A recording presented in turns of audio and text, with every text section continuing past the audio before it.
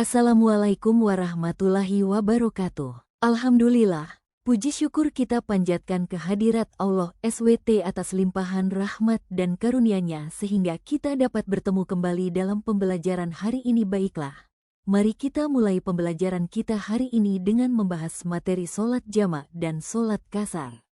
Salat jamak adalah penggabungan dua salat fardu, wajib, dalam satu waktu. Ini dilakukan untuk memudahkan melaksanaan salat, terutama dalam kondisi tertentu seperti ketika seseorang dalam perjalanan, musafir, atau menghadapi kesulitan lainnya.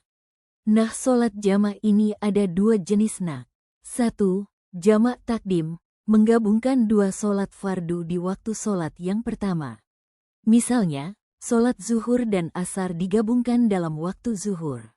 Nah, sedangkan yang kedua jamak takhir, menggabungkan dua sholat fardu di waktu sholat yang kedua.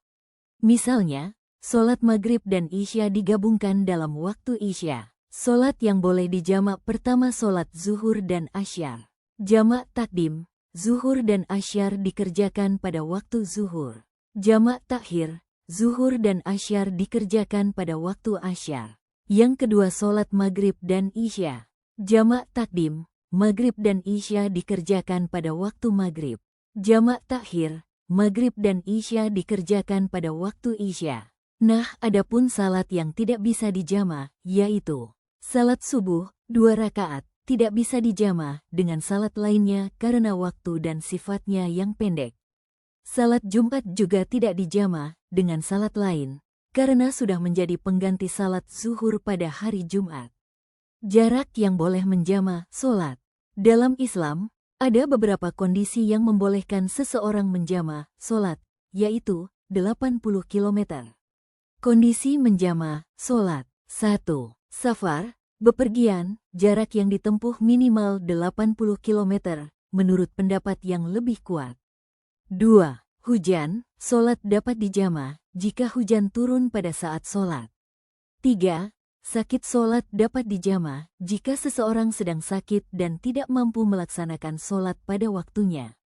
Nah, adapun contoh menjamak sholat. 1. Menjamak sholat zuhur dan asyar jika seseorang sedang bepergian dan tidak memiliki waktu untuk melaksanakan sholat zuhur dan asyar pada waktunya, maka mereka dapat menjamak kedua sholat tersebut. 2. Menjamak sholat maghrib dan isya jika seseorang sedang bepergian dan tidak memiliki waktu untuk melaksanakan sholat maghrib dan isya pada waktunya, maka mereka dapat menjamak kedua sholat tersebut.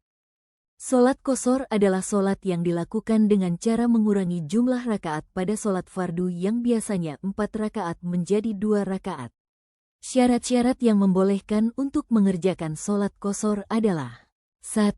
Safar, bepergian. Sholat qasar hanya dapat dilakukan ketika seseorang sedang bepergian dengan jarak minimal 80 km, menurut pendapat yang lebih kuat.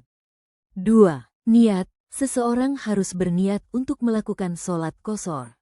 3. Tidak bermukim, seseorang tidak boleh bermukim di tempat tujuan selama lebih dari 4 hari. Sholat yang boleh diqasar ada 3, yaitu yang pertama sholat zuhur. Sholat zuhur yang biasanya 4 rakaat dapat dikerjakan dengan 2 rakaat. Yang kedua sholat asyar. Sholat asyar yang biasanya 4 rakaat dapat dikerjakan dengan 2 rakaat. Yang ketiga sholat isya. Sholat isya yang biasanya 4 rakaat dapat dikerjakan dengan 2 rakaat. Nah, adapun manfaat dari sholat qasar ini adalah yang pertama mengurangi beban. Sholat qasar dapat mengurangi beban dan kesulitan bagi seseorang yang sedang bepergian. Yang kedua kemudahan, sholat qasar memberikan kemudahan bagi seseorang untuk melaksanakan sholat meskipun sedang dalam perjalanan. Sholat jamak dan qasar merupakan dua bentuk kemudahan dalam syariat Islam yang memungkinkan seseorang untuk menggabungkan atau mengurangi rakaat sholat dalam kondisi tertentu, seperti bepergian atau sakit. Sholat jamak memungkinkan penggabungan dua sholat menjadi satu waktu, sedangkan sholat qasar memungkinkan pengurangan rakaat sholat fardu dari 4 rakaat menjadi 2 rakaat. Dengan demikian, sholat jamak dan qasar memberikan kemudahan dan keringanan dalam melaksanakan sholat, mengurangi beban dan kesulitan.